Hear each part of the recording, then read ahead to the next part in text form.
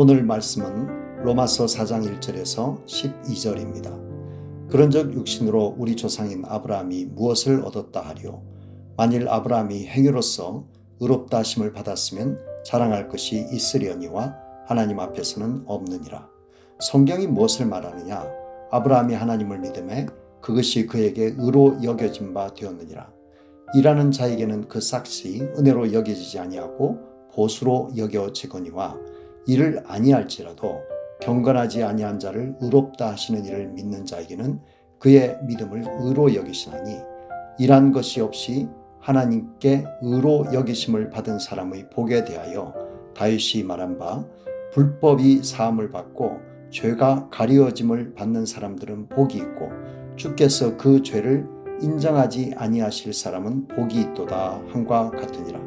그런즉 이 복이 할례자에게냐 혹은 무할례자에게도냐? 무릇 우리가 말하기를 아브라함에게는 그 믿음이 의로 여겨졌다 하노라. 그런즉 그것이 어떻게 여겨졌느냐? 할례시냐 무할례시냐? 할례시가 아니요 무할례시니라. 그가 할례의 표를 받은 것은 무할례시에 믿음으로 된 의를 인친 것이니 이는 무할례자로서 믿는 모든 자의 조상이 되어 그들도 의로 여기심을 얻게 하려 하심이라. 또한 할례자의 조상이 되었나니 곧 할례 받을 자에게뿐 아니라 우리 조상 아브라함이 무할례시에 가졌던 믿음의 자취를 따르는 자들에게도 그러하니라.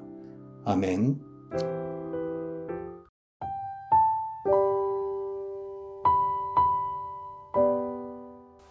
사도 바울은 당시 최고의 학문 기관에서 최고의 선생으로 불리던 가말리엘이라는 사람에게서 배웠습니다. 그는 구약 성경에 대한 지식과 논리적인 정연성뿐 아니라 정확한 언어 구사력도 잘 훈련받은 사람이었습니다.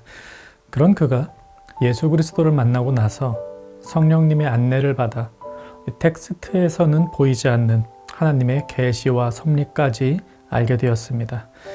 그렇게 그가 온 인류를 향한 삼위일체 하나님의 구원과 계획을 써내려간 것이 로마서입니다. 논리 정연하면서도 은혜가 넘치는 편지가 바로 로마서입니다. 오늘 본문에서도 이런 바울의 날카로운 논리와 하나님의 우리를 향한 뜨거운 사랑이 보입니다. 오늘 본문을 두 가지 질문을 중심으로 해서 보면서 우리의 신앙과 삶에 적용해 보겠습니다. 첫 번째 질문은 이것입니다. 하나님 앞에서 의로운 사람은 누구인가? 이에 대해 바울은 분명히 말합니다. 어떤 사람도 자신의 행위로 말미암아 하나님 앞에서 의로워질 수는 없다. 자, 그렇다면 성경이 아브라함을 의로운 사람이다 이렇게 칭하는데요. 이 아브라함은 어떻게 의로운 사람이라고 불렸을까요? 아브라함이 하나님을 믿음에 그것이 그에게 의로 여겨진 바 되었느니라 3절에서 말합니다. 이는 창세기 15장 6절 말씀을 인용한 것인데요. 아브라함은 믿었기 때문에 의롭다고 불렸습니다. 그렇다면 그가 믿은 것이 무엇이냐? 이게 중요하죠. 아브라함이 믿은 것은 하나님의 약속입니다. 당시 아브라함은 하나님에게서 내 후손이 많아지게 하겠다라는 약속을 받았습니다. 자녀 하나 없이 80이 넘은 아브라함이었는데요.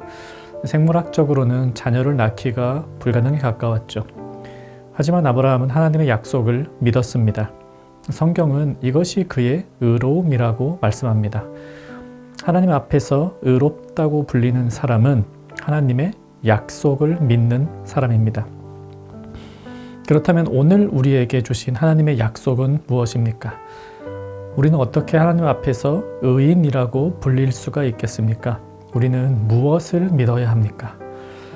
이에 대해 바울은 시편 32편 1절과 2절을 인용합니다. 오늘 본문의 7절과 8절 말씀인데요.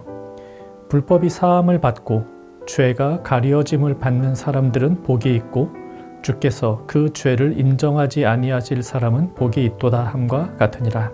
한마디로 하나님이 우리의 죄를 용서해 주셨는데 그것을 믿는 자들이 의롭다 하는 것입니다. 하나님께서 그리스도를 보내어 그분을 통해 우리의 죄를 사하시고 우리를 구원해 주셨습니다. 사실 내게 직접적으로 변화가 된 것은 없습니다. 하지만 하나님이 우리를 보실 때에 우리는 달라졌습니다. 그리스도로 인해 하나님은 우리의 죄를 사해 주셨습니다.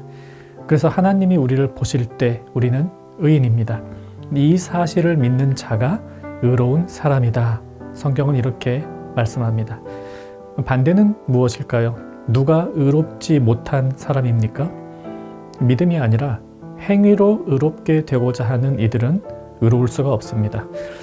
행위를 통해 하나님께 의롭다 여김을 받고자 한다면 불가능합니다. 그래서 그런 시도를 하는 이들은 영원히 의로울 수가 없습니다.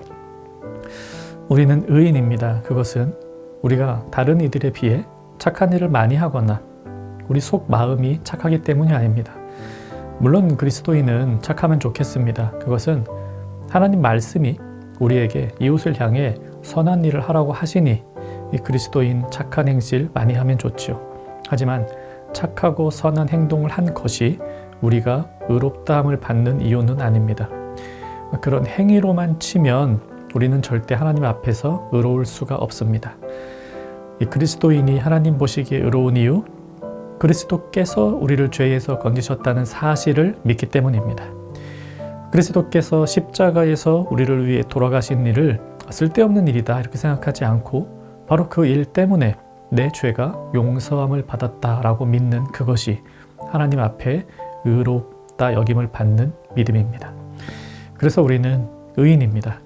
이것이 이 바울이 8절까지 하고 있는 말입니다. 이 9절 이후에 바울은 할례 문제를 다루고 있는데요. 여기서 두 번째 질문 이것입니다.